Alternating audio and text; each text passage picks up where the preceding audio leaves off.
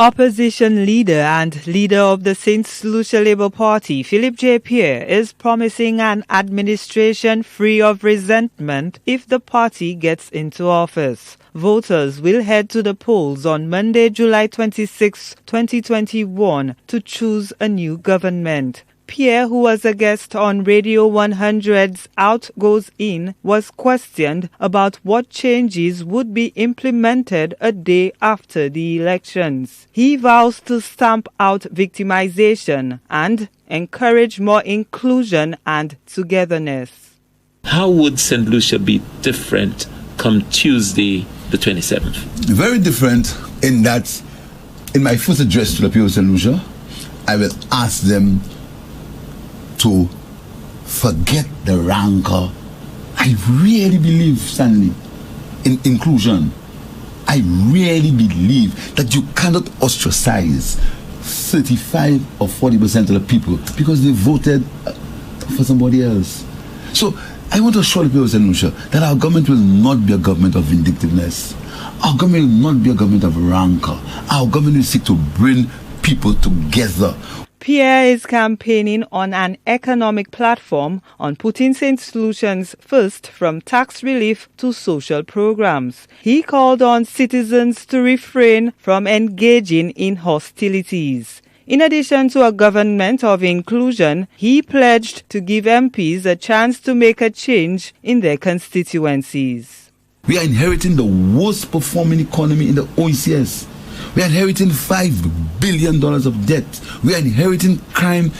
And by the way, I understand there were some issues in Jackmel last night. I want to inform and warn our supporters, do not get attracted by violence.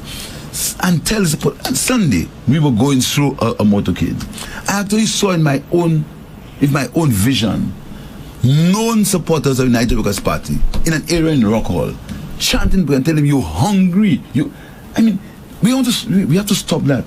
Everybody has the opinion. So on Tuesday, Saint Lucia will be different in that the leadership of the government will say to the people, let's get together and show it by example.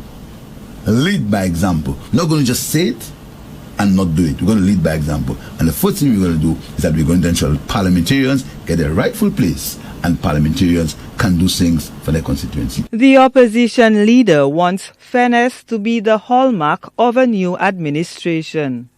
A country where we will try to have equality under the law.